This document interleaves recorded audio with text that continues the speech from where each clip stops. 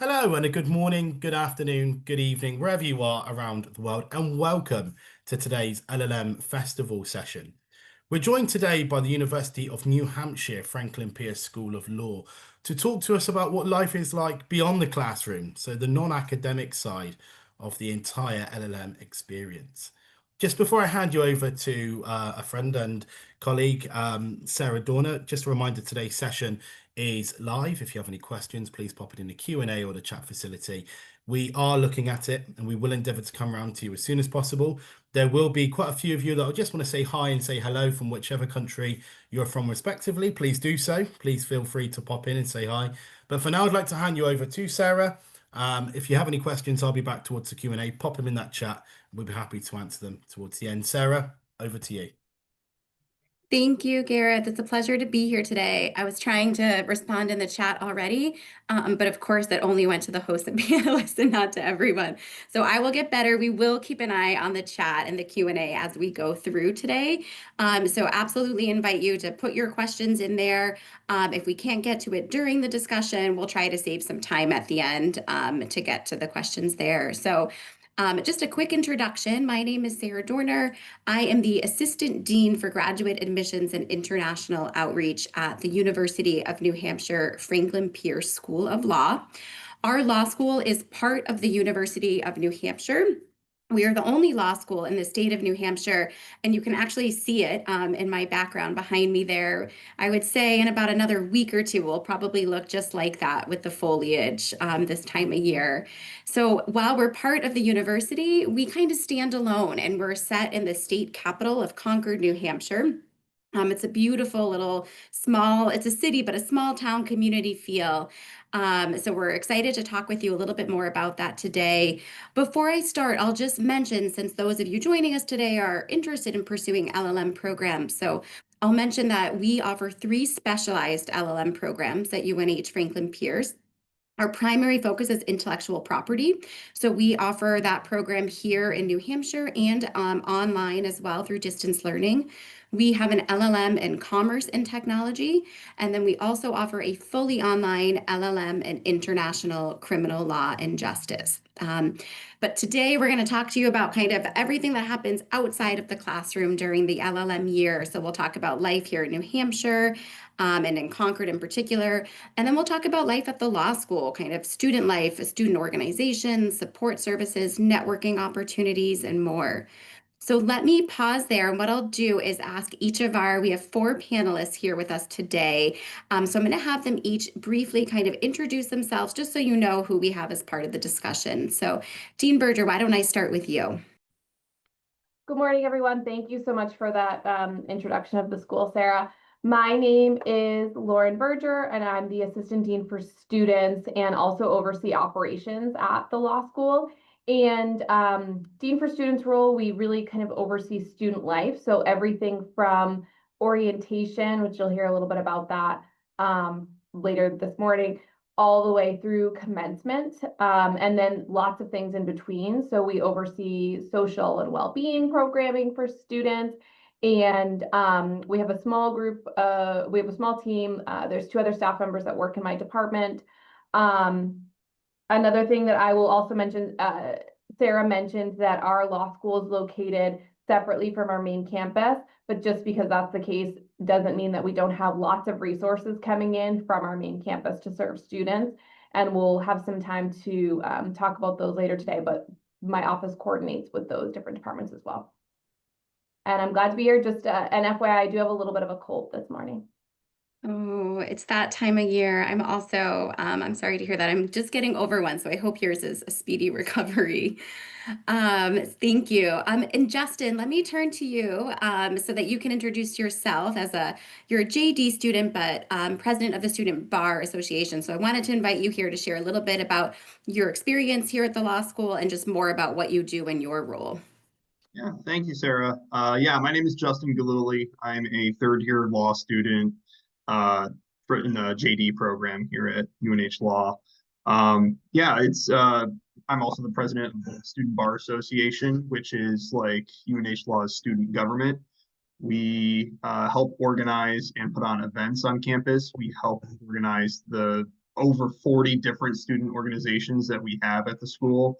Make sure that people have the resources necessary to put on these great events and programming, create community among different groups of students, and ultimately improve their education in a holistic way, focusing on personal, mental, physical well-being, focusing on ways to supplement their education with extracurricular type of events, networking opportunities for students to take part in, and ultimately just trying to make the community a safer, funner, better place to learn. So I've been involved in SBA for 2 years now, and we are getting better and better as we go. So I'm thoroughly enjoying it, and I'm also thoroughly enjoying all of the new LLM and international students that we have on campus, and loving every minute of it. Awesome. Thank you, Justin. I think it's great that you're here because I know with our LLM students, they're here for just one academic year, which goes so quickly. So it's great to have you here as someone who you've had a couple of years at the law school and can speak about your experience. Let me have Emily next. Emily, it's so great to have you with us. We miss having you here on campus. I know Emily just graduated from the LLM in May. So I'll give you a moment to kind of introduce yourself, where you're from, what you were doing before the LLM, and what you're doing now. Thank you, Sarah. Good morning to everyone. My name's Emily. Sarah said I just graduated from the LLM in Intellectual Property last May. Before going to the law school to take my LLM, I was a legal assistant at a Panamanian law firm. Now I am an associate in the intellectual property department of one of the biggest Panamanian law firms called Morgan & Morgan. If you can look it up. And yeah, I love being here. I hope we can help you to answer every questions you have. So that's it. Thank you. Thanks, Emily. And then finally, Alan, it looks like you're chatting with someone with the same last name in the chat, which is great. So Alan is a current LLM student. You've only been with us for, less than 2 months now. You arrived here in August. So I think it'll be great to kind of have your fresh perspective. But do you want to share a little bit about your background and what brought you to our law school? Sure. Thank you, Sarah Donna, about that. My name is Alan Kamau. I come from Kenya. Before joining the law school, I was actively practicing law back at Kenya. And I also made the same journey as you guys are here. I attended such a webinar back in 2024, made my application after the presentation. Immediately after this webinar, I was in touch with Sarah Donna and made my application and started the whole journey process to come to school here. And currently, I'm pursuing my master's in commerce and technology law. Otherwise, I have a lot to say, being an international student for the first time in America, the first time in a new, different, everything, cultural, everything different. So I'm looking forward to answer your questions. And I also look forward to see you next year as you join us, God willing. Thank you. Thank you, Alan, and thank you to all of our panelists for making time to join us today. I think they each will bring a unique and valuable perspective. We have so much to cover, so I'm going to jump right in. And Alan, let me start with you where we just kind of left off. Again, we mentioned that you've been here a little bit less than 2 months now. Can you tell us just a little bit about the transition to life in the U.S. and at a U.S. law school? How are you finding Concord, New Hampshire? What's been going well for you here? Thank you about that, Sarah. Actually, when I was moving into Concord, I had a lot of worries, the culture shock, and just for being the first time in America, I was quite anxious and a bit stressed because it's not the normal thing, the normal environment that I was used to. However, even before leaving my country, everyone was in touch, starting from Sarah Donna, the Dean Burger here. So like I could feel like I'm going to somewhere that I feel welcomed already. So when I go to Concord, it's a beautiful town, actually, I can tell you that, surrounded with nature. I've been exploring the nature trails as much as I can because you get a good environment for you to be able to reconnect with nature, relax, quiet reading, and it's quite conducive for students, especially in law school. When you know you have a lot of reading, you need also to balance time and other activities. So it's a good environment for you to just have that 1 or 2 minutes to relax within nature, to take that walk. Actually, the school is just next to White Park, which is so convenient for relaxing, even in between the classes. Also, life in Concord is quite good because, as well as how the students are welcoming, you find like the students are from all over. So we have a wide range of diversity. And apart from people being so friendly, also the students in school are so friendly. Students will offer you to transport you from one place to another, show you around the town, even make you explore the facilities around. For me, I didn't know we have African and Asian shops downtown, but someone was like, "Hey, I have seen you're from Africa. I can take you somewhere around so that you can be able to get something that maybe you may need from back home." And I was like, that is really cool. That was so good. And also, the community is quite uh,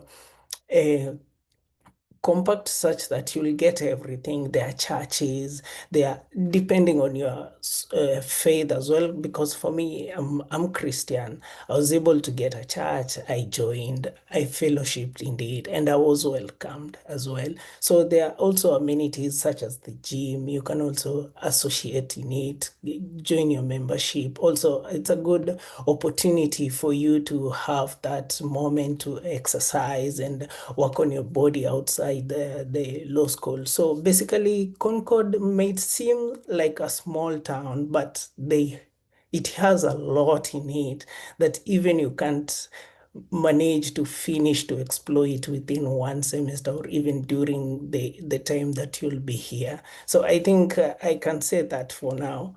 Yes, Sarah. Thank you, Alan. I think it's always so nice to hear our international students when they first arrive, and just oftentimes they're kind of in awe of their surroundings. And it's such a helpful reminder because I think I've lived in Concord for many years now, so I'm just used to it. And I just, even yesterday, Dean Berger and I went for a walking meeting around the park. And I think I take for granted sometimes that we have the ability to do that and to just access the outdoors so easily and be in such a safe community. So it's always nice to hear, the fresh eyes coming in. So thank you. And Emily, you mentioned that you graduated in May and you returned home to Panama. Whenever I think about you, I think about your knowledge of the coffee scene here in Concord. So I'm curious to hear kind of, what you loved about Concord. Is there anything that you're missing? Any highlights of events or experiences you had while you were here? Thank you. Yeah, it's funny because I'm actually missing the peace in Concord. Concord is such a quiet town and such a lovely place to live. I live in the city here in Panama, so it's like a rush every day. I have to rush everywhere every time. So I'm actually missing that. I honestly miss walking to a coffee, to a different one every day, because there were like a lot of options that you can choose from. And then I will just like walk to the one that is like right around the corner from the school. But if I like any other day, I want to change my scenario, I would go to the one downtown, like the one that is like right next to the gym. And then we also have like a lot of options in downtown, and all of them are like really good coffee places. I really miss that. I really miss like this slow pace living. It's a good thing like a Concord can bring to you. While studying, you will also like have that whole experience of getting to know like a lot of different places, a lot of different things in Concord that, at least in my case, I wasn't used to. And in general, I think Concord offers you like a lot of different activities and things we can do. Literally every Saturday, there was the farmers market first, and then there was the winter's farmers market. That the difference is like it's an inside place, and that's it. And in general, I think I really miss that, the peace and how like you can literally slow your life there and learn to live with a different pace. Like it's a lot of things, and it's a really good thing for you while you're studying, because that's the most important part, and that's what you're there for actually. So yeah. I'm remembering, Emily, I think it was very early on when you first arrived. I think you and a few other of your classmates, it was a Saturday, and I think you were walking home maybe from the farmer's market, and I was driving by with my children from the Yeah. grocery store, and it was hot. I said, "Do you guys want to ride home?" So, it is that nice small town feel. And I'm remembering as well, because it's coming up, the Concord does what they call First Friday. So the first Friday of the month, they do kind of, the shops have some specials downtown and they stay open late. There's usually some food trucks and live music. And the one coming up this Friday is the one that we saw last year together, where the witches were dancing as they're kind of shifting towards Halloween celebrations. So if I make it, I'll be thinking of you when I'm at that. Yeah. That's awesome. Yeah. So, Alan or Emily, let me ask either one of you, kind of, international students they often wonder about where they're going to live when they come for an LLM program. I know that's one of the biggest questions we get as students are kind of pursuing different options and working on their applications. So can you tell me about housing for international students at our law school, both about maybe, where you lived and then kind of what it looked like for your classmates as well? I think I can go first. Okay, so about housing, that is quite a big worry for international students. First of all, if you have never been in America. But what I can say, the school has a very good system whereby even from the beginning, the moment you get your admission letter, once you get your admission letter, it's quite detailed. It gives you information in regards to housing. But what happens even before you reach out to the school to tell them that you're interested in the available options offered by the school on housing, they have already done that. So it's a quite good environment where you feel like the school, like it's ahead of you. It's ensuring that you'll be comfortable such that you don't have to worry. So what happens in housing is that once you reach out to the schools and the options, because there's an option, you can either look for a house to rent outside what the school offers, but there is an option whereby the school has houses whereby you pick depending on your preference. So the school will share a link of the houses available, the rooms and everything. So you have to pick what you want in regards to your preference. So once you pick, the room is reserved for you, and it's quite just within a walking distance from the school, 2 minutes, 5 minutes, depending on the houses available. I think the farthest student that is living in the school property is 5 minutes away from the school. It's quite convenient, and the process is quite seamless. You don't have the struggle, the hassle to start Googling, doing some research on the house. So everything is catered for from the word go. The moment you get your admission letter, you have the instruction there, and the school reaches out to you. So the school gives you a very conducive environment for you to pick the available options that they have. I think if I don't know if I've left something else, Emily can add on it. Yeah, of course, Alan. I also live in the school housing. My house was literally like crossing the street from the school. It was like less than a minute walk, actually. I share a house with 5 other girls. It was like a really good experience because we got to learn from each of our different cultures. We all come from different places. I was from Panama, then I have like some roommates from India, and then there were also a girl from Ghana. So it was like a really good cultural experience inside the house. We get to like try different foods, and like each of us will cook something different and we will try it. And it was a really good experience. I also know a lot of people that even outside of the law school housing, they have like a lot of opportunities with other houses. I think Concord itself, it's like kind of used to having students all around. So people there will like rent their houses in like shared spaces too. There's a lot of people living in different houses, also like within walking distance. I have friends, I think the farthest one lived like a 4 minute or 5 minute walk from the school, as Alan said. And it's not the school housing itself, it's like outside housing from the city itself. And there were like a lot of different opportunities that people can find a lot of different places to live, with also different options like you can choose from. Thank you, Emily. I know I definitely hear from international students who, well, I think Justin's probably, I think, about to talk about the weather here, but we do get snow in the winter, and I've heard students be concerned about, getting to the law school, getting to campus for class if there's snow. And so, as you mentioned, most students are within walking distance, but not all our professors are within walking distance. And so the law school is very mindful about safety first for students, and will not hesitate to cancel classes or move classes online in the case of bad weather. This usually only happens once or twice a year, and it's usually like exciting and fun that you're getting a snow day. But just know that for anyone who might be concerned about getting to campus if there's snow, is that we're very mindful of everyone's safety. Even those of us who are from New Hampshire and grew up in the snow, we don't want to put people out on the road if it's not safe to do so. So thank you. All right, Justin, let me shift to you now. You're originally from New York, I believe, but you've lived in New Hampshire for several years. Talk to me about the weather here. I know I just mentioned the snow and kind of what students can expect. Many of our students in the LLM program are coming from around the world. They've never seen snow before. So talk to me about what your experience has been like here. Thank you. Yeah.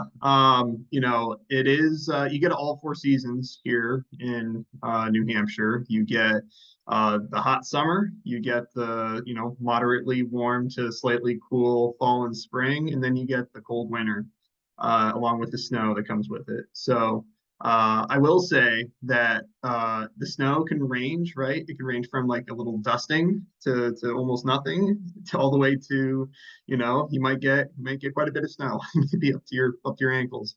So I will say that firstly that New Hampshire itself, they're very good at taking care of their roads. I actually drive to school, so I live about 20 minutes outside of Concord, and I've had really no issues driving to school, even during like big snowstorms or anything. The plow trucks are usually out all times of day. They salt the roads. They do a good job with it. If you walk to school, from my experience, the sidewalks seem to be pretty well kept. They make sure the school takes care of a lot of the areas outside the school, to make sure it's safe for students to get inside. I think one of the best investments anyone can make when they get to New Hampshire is to buy a winter coat, just because it will get cool. And especially if you're coming from a warmer climate, it's just a new experience, something you have to get used to. But once you get there, winter is just such a special time in New Hampshire. It's beautiful. There are plenty of opportunities to do things like winter sports in New Hampshire. So there's tons of people who go skiing or will go snowboarding, sledding. There are opportunities. You can make a snowman. You can do whatever you want in the snow. It's a lot of fun. It's just a good break from law school life when you're outside of the school. But along with that, upcoming now, actually right now in the fall, we also have just the leaves are changing, like Sarah mentioned with the background for a little box there. The leaves changing here are another beautiful sight. If you go further up north, you'll see it right now. There's all sorts of shades of red and orange and green, and it'll slowly work its way back down towards us. And it's just, you don't get this in a lot of places. Even where I live in upstate New York, I don't see shades of red on the trees that you get up here. So the natural beauty here is unmatched. Like, it's really, really quite something. Yeah, we really are so fortunate that in each of the 4 seasons, it looks completely different. And the activities that you can do are different. The law school is taking students apple picking this weekend. That's something we can only do in the fall. In the winter, we go snow tubing. You can only do that in the winter. And then certainly we're so fortunate that we're close to the lakes region for swimming, the White Mountains for hiking, which I know that there was a hike earlier this fall. So we're very fortunate here. So thank you. Okay, we've talked a little bit about New Hampshire and Concord. Let's talk a little bit more, I think, about the law school in particular. Dean Berger, can you share a little bit about you mentioned about your role kind of overseeing some of the support services for students. Can you share a little bit more about the types of services our students can access? Yeah, absolutely. And I was taking a couple of notes just as some of the other panelists were talking, and there was a couple questions that could connect to some of that. One of the things that we actually have really great access to in Concord is bus transportation to other places.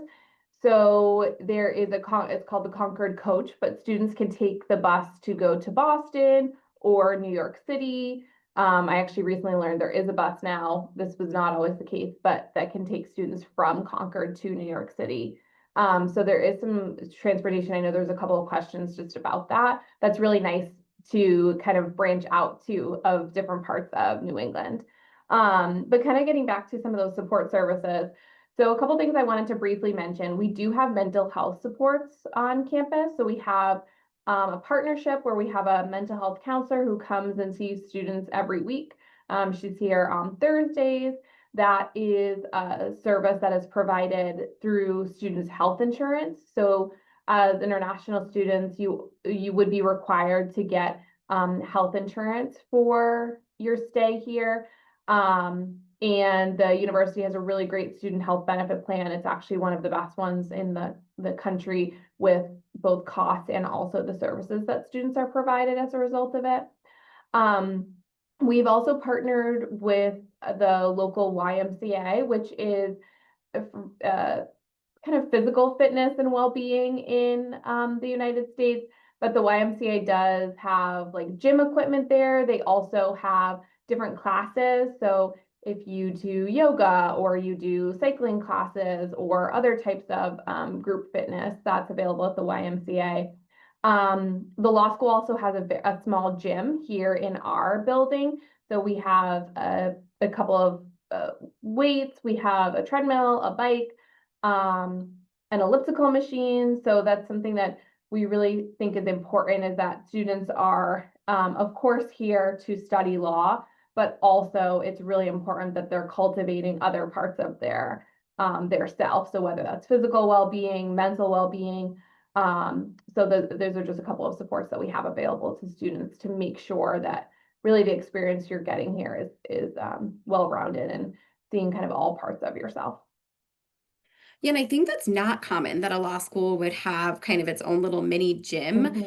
Even what we call our jury box, our little cafe right on site. I think we're really unique in having that, and it's great for our students that they have access to these services right on site.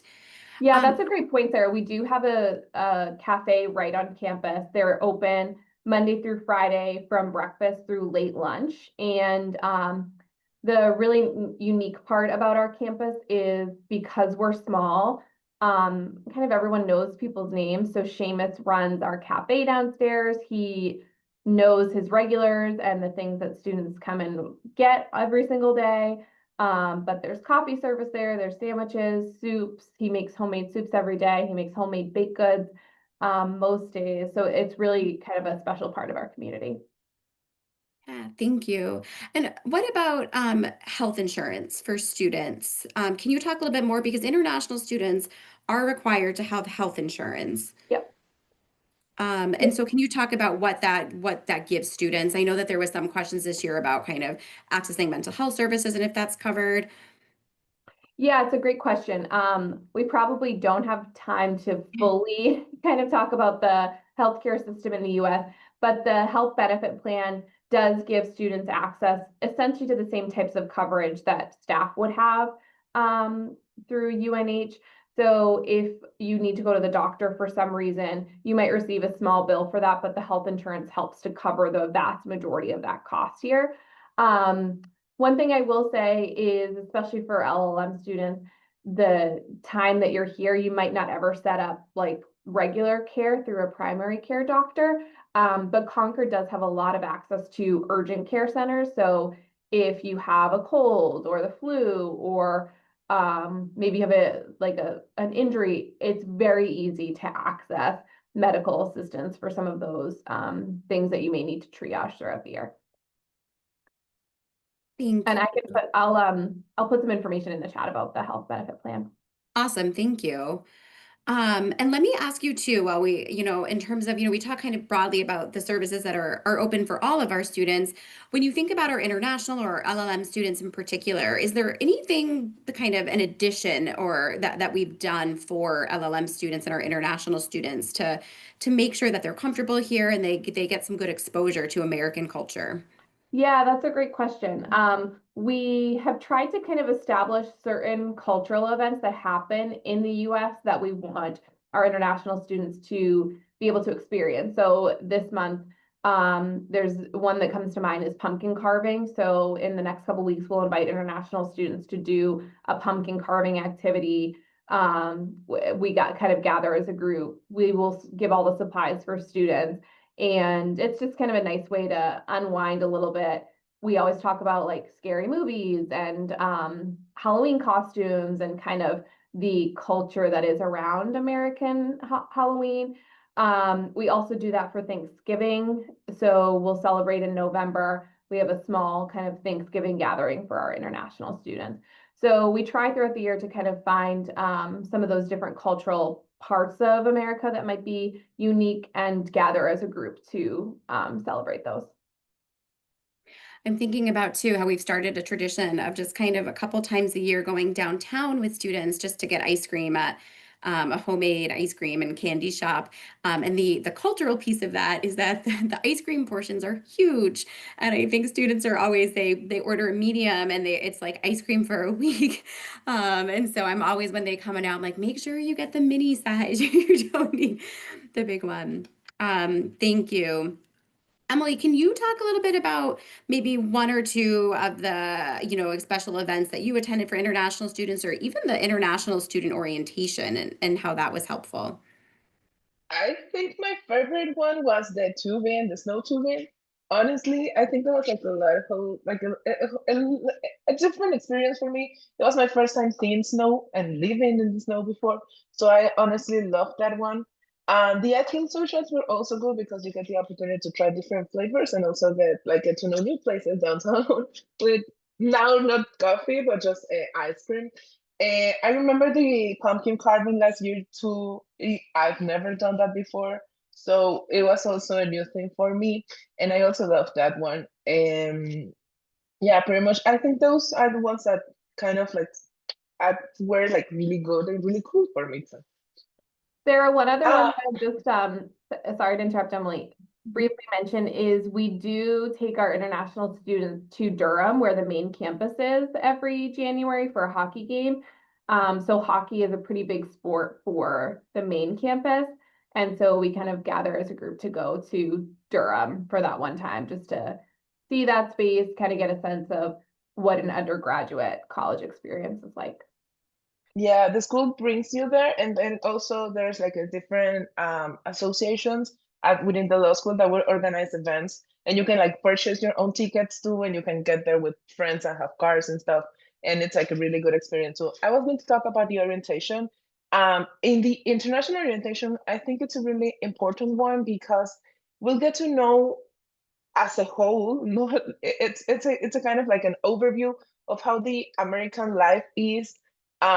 It can be like really different to some people, and they're also like you have to get used to a different path, a different way they have to live.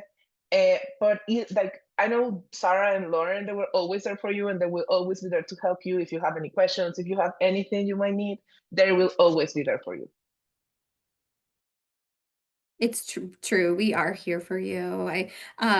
Just like Lauren and there was a student from Ghana in my office yesterday, and she's also kind of fighting a cold, but she doesn't know the different medications here in the US. And so I said, oh, let me tell you what you want to take. And I know during COVID many years ago, I think Dean Berger was running out to the pharmacy for some students from India who were sick. So it really is a supportive community here who is invested not just in your success in the classroom, but your overall well-being while you're a student here in the US. Alan, is there anything that you wanted to add about any special events you've attended so far or anything about orientation? no need if you feel like Emily's covered it. I think so far you mentioned about the farmers market. Also, for me, I managed to attend. And the funny thing is, back at home, I always wanted to try something new on the ostrich eggs, and I was able to buy it here. And for the very first time, I tried an ostrich egg in uh, in the USA. So about the international student orientation, I think as an international student, that is the most important thing you have to attend. That's the first step of settling in school. So for international students, what I can urge you is ensure you attend it, because from there, it's not only about how the school runs, it's also about your personal well-being and also after school, because I've been going through the questions and people are like, will they get internships and everything? Just on a light and brief answer to that, once you graduate, there's something called the OPT. And it's during the international student orientation that you are told how it works, because we have the Office of the Career Development and Advising.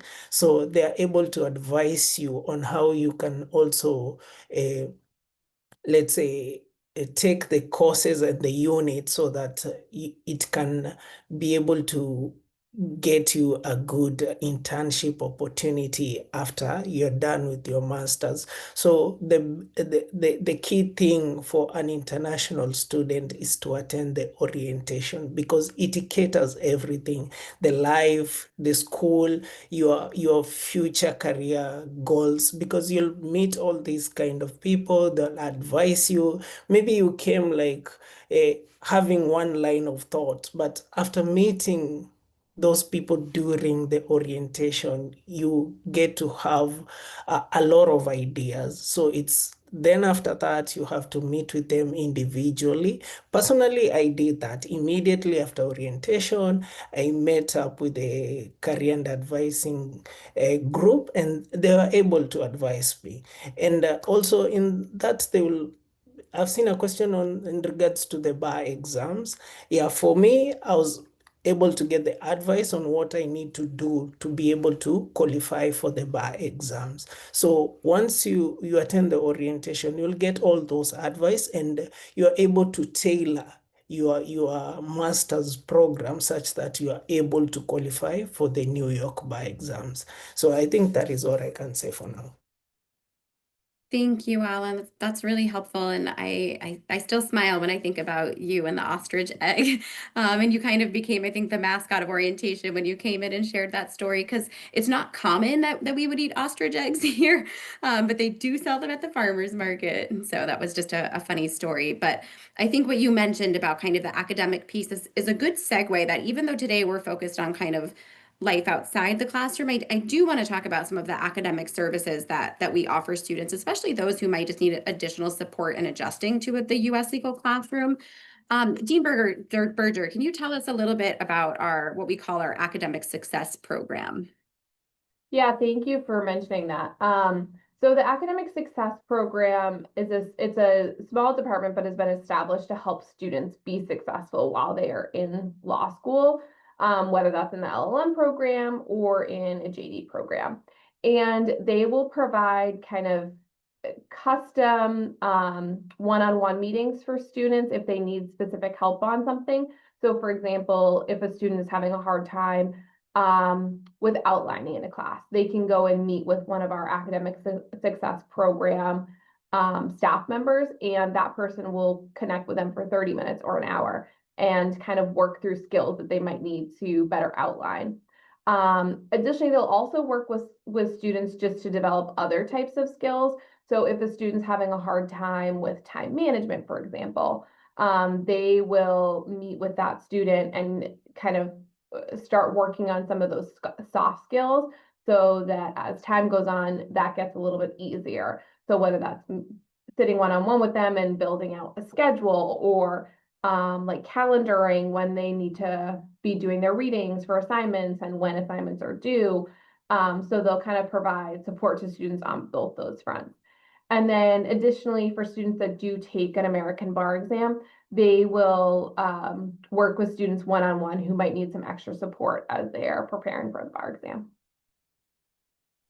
Thank you. And I think it's important to note that I think that these services are like encouraged and supported, that Yeah. students are like, they're not stigmatized. It's not just like, oh, you're not doing well. Students are actively seeking it out to get that additional support, especially students from outside the US, where it is such a big adjustment to how we do things here. So, Yeah, you know, and one of the person who directs the program, he's also he teaches, so he teaches 1L classes.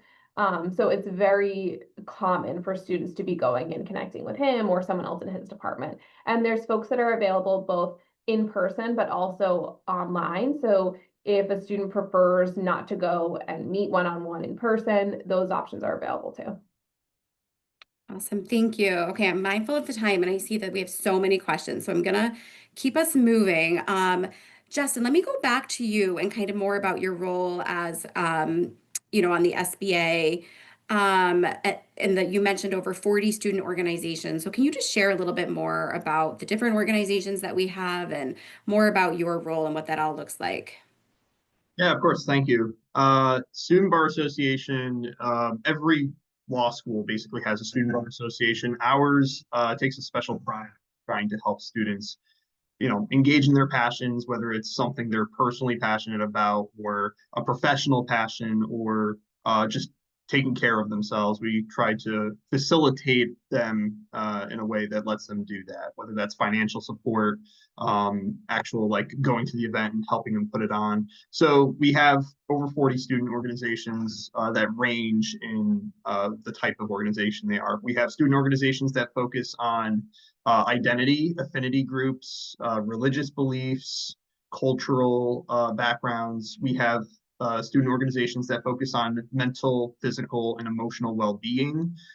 We have student organizations that focus like specifically on networking and professional development. We have several intellectual property focused student organizations. We have criminal law focused student organizations, public interest, health law.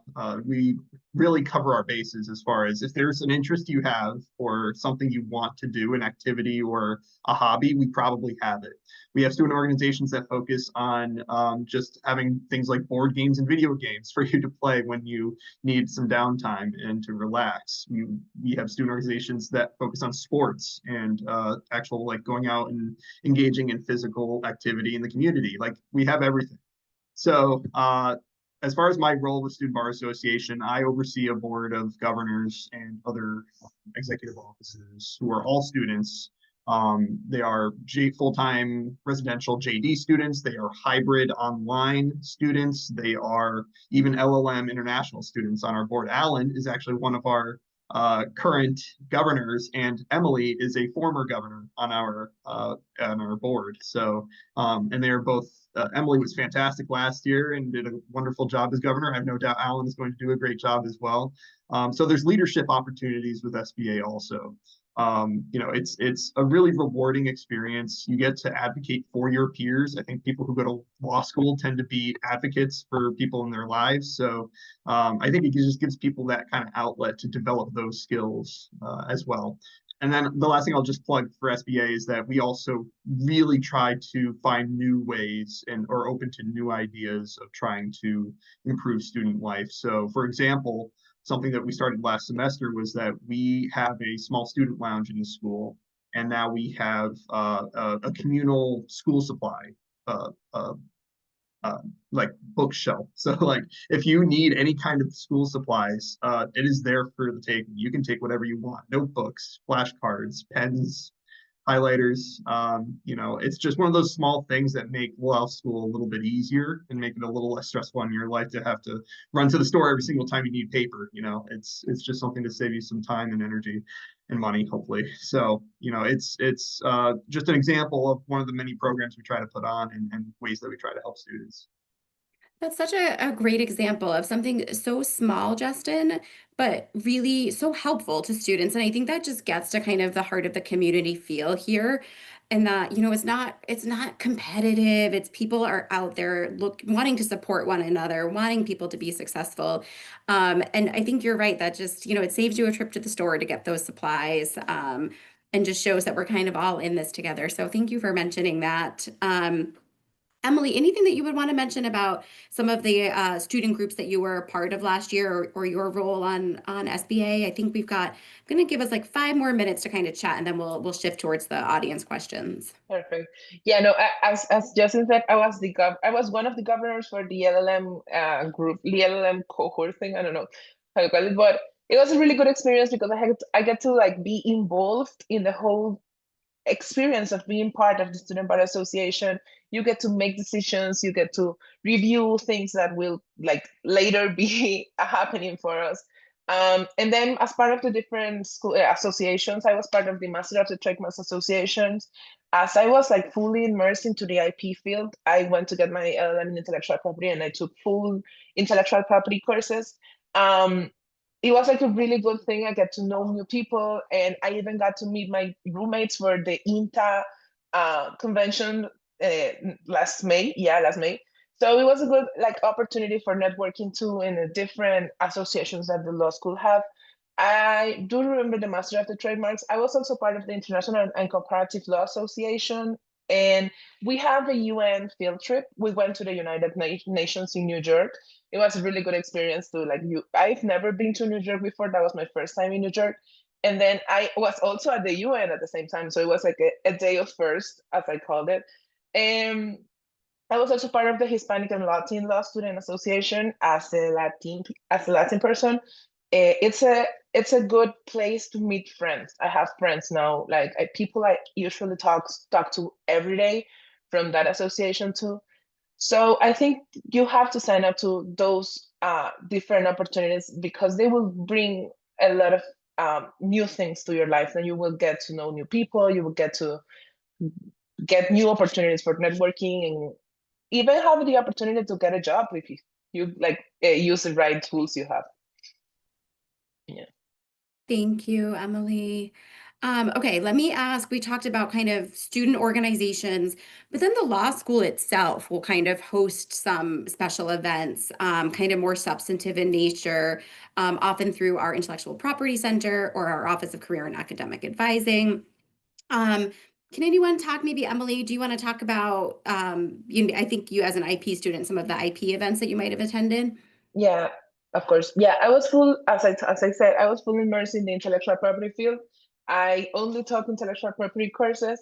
I honestly, I think that even though I was taking full intellectual property courses, I also had the opportunity to learn in those different events that the law school offered. I was part of the ipso facto events. Those were organized, I think, by one of the professors at the law school. And each one of them were like different topics from intellectual property that we were not talking about in classes. I remember one where we talk about the different, how the register for Amazon trademarks specifically works. And I have never heard of that before in any of my courses. So that was like a good opportunity to learn something new outside of the classroom, but still being inside the law school. And as part of the Master of the Trademarks Association, we also organize different events with networking opportunities and with also international speakers. There were people like from outside of the US and people from different parts of the US who would just get together in a Zoom meeting and talk to us different intellectual property topics. And those were also organized with the school as part of the like the whole experience of getting to know and getting to be part of the associations. Thank you. Justin, you had mentioned too, in terms of kind of the networking about something called Inns of Courts that you, and I think Emily also participated in. Can you just mention that briefly? Yeah, so Inns of Courts, it was a speed networking event that we had at the law school where we invited several lawyers, judges, legal practitioners from all over the state of New Hampshire, and they came to the law school for a night.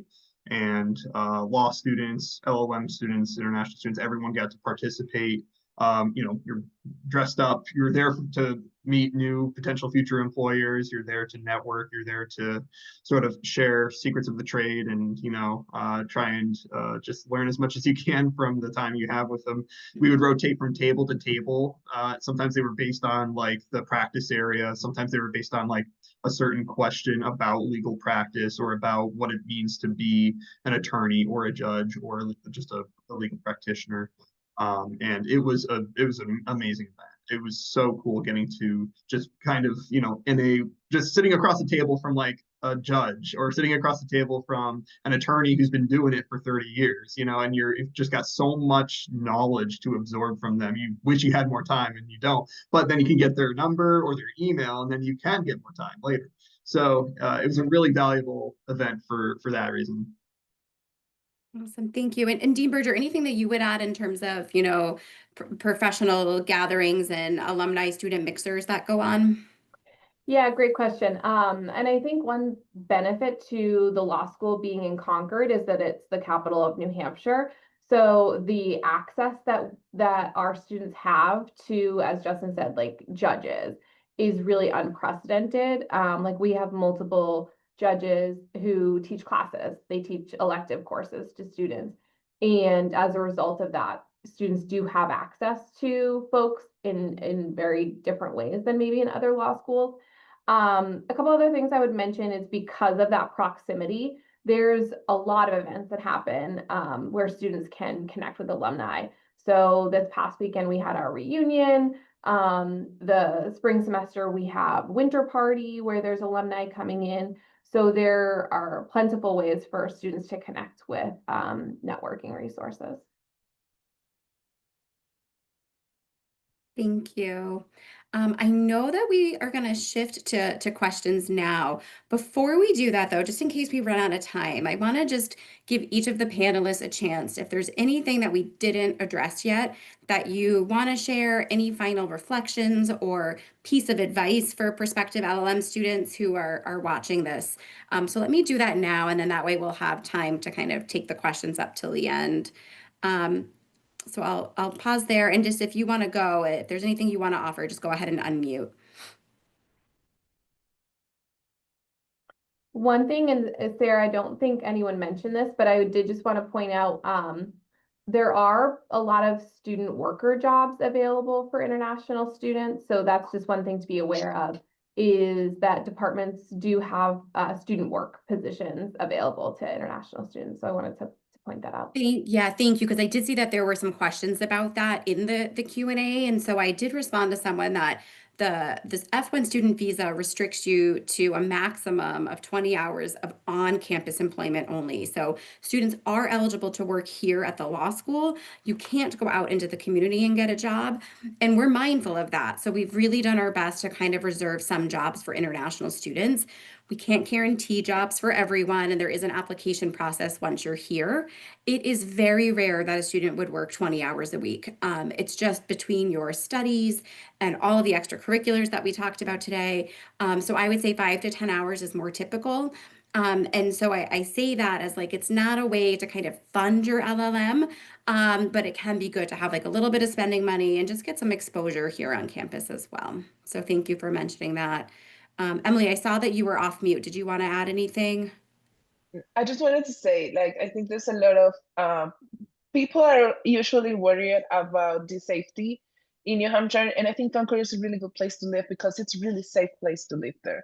You can walk around. There will be people who actually say good morning to you, even though they don't know you at all. People are really nice, and there's also like opportunities to meet people around town, just like walking by and talking to strangers at first. And yeah, I just wanted to add that too. Yeah, it's so true. It really is that small town feel. I'm thinking about just the other week, my kindergartner was walking home from school with her bigger sibling. So she's almost 5, and she got tired. Her little legs got tired. And somebody saw her, like a neighbor scooped her up, brought her home. And it's like you can really trust the people around you. And I think our international students feel that too. So thank you. Okay, Gareth, let me turn. Oh, sorry, Alan, you're unmuted. Did you want to offer something Go before on, we? Alan. Yeah.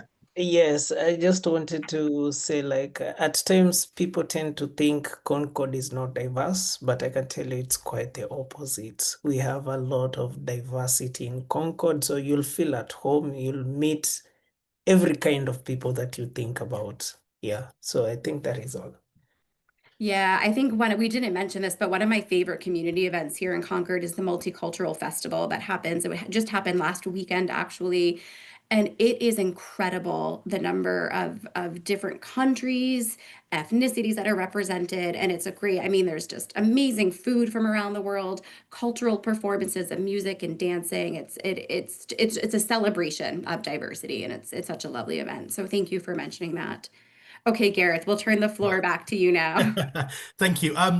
First of all, Emily and Alan, thank you for your time. It's really great hearing from a student's perspective, someone that's been there, done that, got this shirt, and you come across so passionately as well. You know, it really comes across really well. So thank you very much. Um, we're going to quickly go through the questions. So I'm going to guide them towards you, and then you can obviously just point them in because I'm just conscious of time. Let's try and keep it to about 5 minutes. One of the areas that we've kind of touched upon, but I want to go into more detail about is the post-graduation opportunities. So you've mentioned, can I work there? Yes, within the law school. So I've graduated. I want to stay within New Hampshire, Concord, Manchester, wherever they are in the States. Can they commute to New York? Is that achievable? Is it achievable to go to other states and perhaps still live in New Hampshire? Yeah, so I'm happy to address that. So, in terms of staying to work after the degree itself, students are eligible for optional practical training, so they can extend their visa for up to 1 year to work.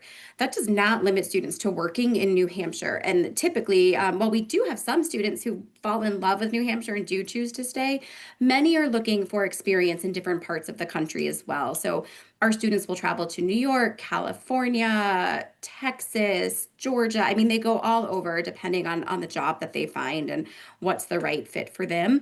Then we find that many of them who stay past that end up coming back to New Hampshire or the region for different reasons. But there are opportunities to work. It is hard to find a job. So I think, I want to be transparent about that. This is true for our USJD students as well. You have to put in a lot of effort. When I hear international students talk about placement, no one is placing you in a job here in the US. We are helping you. We're helping, our career services team they're working with you on your resume, your cover letters, interviewing skills, networking skills, but they're certainly not handing you a job. They're going to do their best to connect you with jobs that they're aware of that are a good fit, to connect you with our alumni network and employers who have hired our students in the past. But you do have to put in a lot of effort. And so it can be very challenging. We've had a lot of success stories. We've got some that we've posted up on our web. Um, and then students like Emily, they choose to return home after that. They are looking to leverage the LLM in their home country. So we see about, I would say 50-50 each year of kind of students who want to stay to work for a year and students who are planning to return home. Excellent. And there would be many students that have a plan in their head as well, Sarah. And I think I'll take you back to an hour ago when one of the first things somebody said was you're actually only in this for one academic year. It feels like so much longer with the preparation. But realistically, they need to start looking and put an emphasis and shifting the emphasis onto employment about 3 months in, don't they? If they're really serious and they want to research it and not feel like they've left it until the last moment to do it, they need to be doing a little bit less every day, don't they? We have our Office of Career and Academic Advising. Dean Berger invites them to international student orientation so that they are setting that stage early, that from day one, you really do need to start thinking about this. I think that our LLM students are really fortunate in that currently the person who teaches their foundation course, American Legal Process and Analysis, is actually the dean of our Career Services office. So he's really getting to know them personally and reminding them about how they need to start, moving on this. And then in January, our Office of International Students and Scholars who help with the visa process, they will do an information session about kind of the mechanics of applying for optional practical training from a visa perspective. So you're right, it does start early, and we are here to remind students of that. Excellent. Emily and Alan, if I can come to you at this point, there's been a lot of questions and chat in the chat box there about how safe it is and For an international student, that can be quite, it's an anxiety-driven thing, isn't it? You're moving from your respective countries to perhaps a country you've never been to, a state you've never heard of, perhaps an area you've never heard of. So, how easy did you find it to settle into not only the local culture, but settle into your program also? Because it's important to, yes, where you live is very important and where you're settling in is important, but obviously the program that you're studying as well and how comfortable you were within that. How important was that? Emily, if I can start with you and then we'll move on to Alan. Yeah, no, at least in my case, I think Panama, it's a really similar culture to the US. I have been to the US before. I have never been to New Hampshire before, and I think New Hampshire is a different perspective of what we know about the US itself. It's like it feels like you're in a different place, even though you are in the United States. New Hampshire offers a lot of new things for me, and I think it was a really safe place in general. You can walk around like late at night, nothing will happen. Um, and I think it's coming from a place like Panama, at least for me, once again, it was not that easy to get settled in because we have like a really similar culture. But you have people there that will help you get settled. You don't have to worry about it.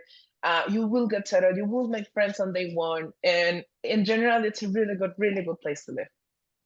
And yourself, Alan, what were your experiences?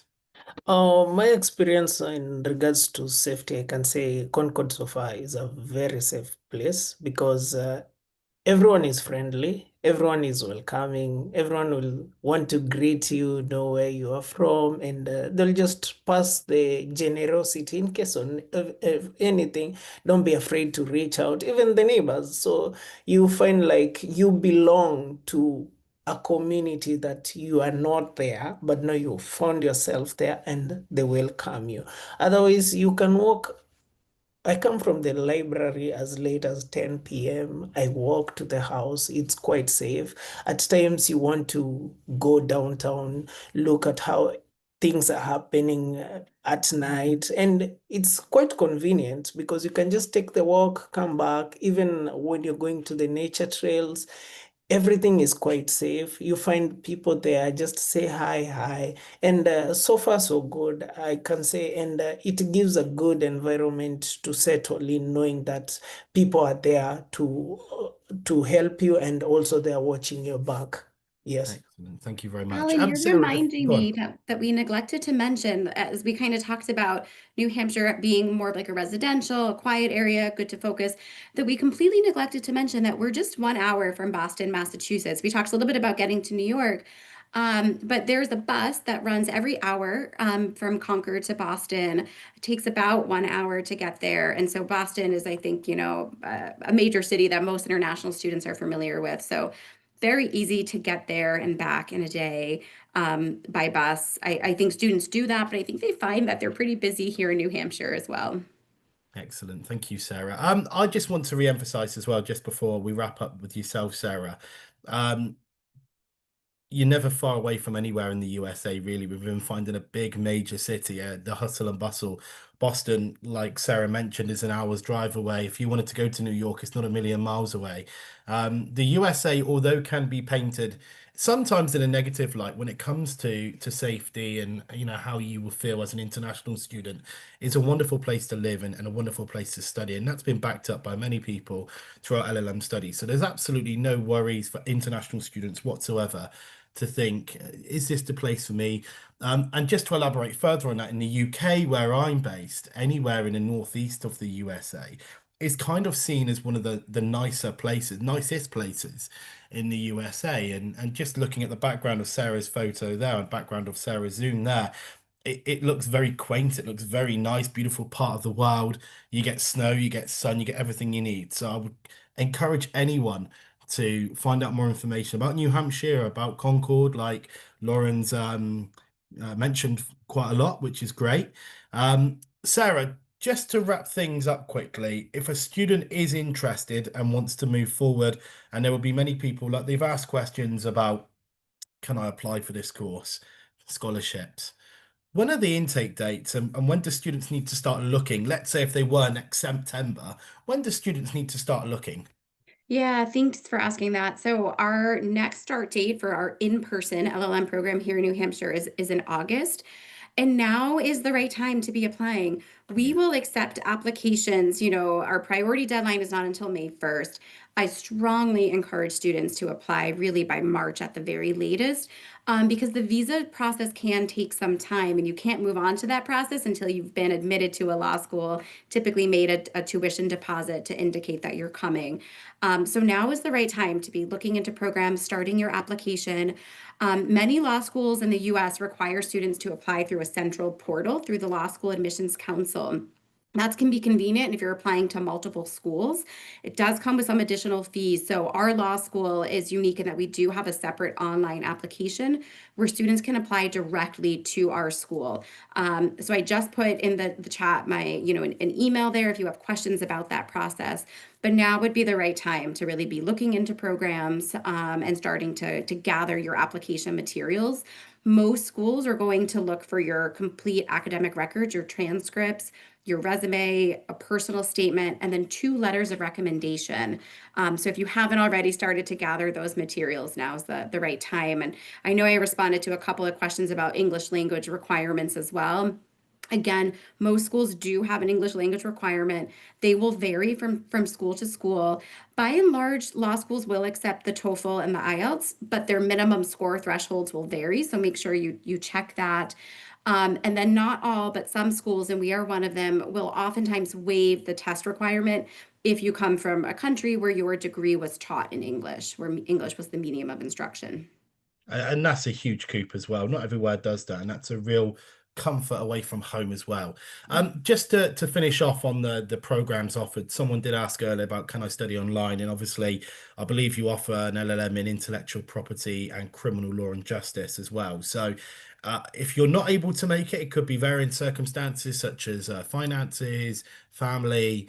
Just not the right time for you in your career to move to the States. There is that online option as well, isn't there? So Yeah, um, yep. And that online program also, it has the August start date, just like the in-person, but it also has the January start date. So for students who are kind of ready to go and want to start online, we're accepting applications right now for the program beginning in January, with a priority deadline of November 15th. So still time to gather those documents and get your application in. Superb. Everyone, thank you for your time. Sarah, thank you for narrating today. It's been a huge success. And to all of you watching as well, these webinar sessions are only good and informative if people tune in and watch them. And there's been such a popular session today with such great engagement. So I thank everyone for watching. If anyone has got any questions, missed anything, any concerns, anything at all, please communicate directly with the law school. They'll be happy to help you. We will be sharing your details for everyone that's registered directly with the university, so they will reach out to you at some point. Bear with us, it's a very busy time of the year, so I'm sure they will reach out.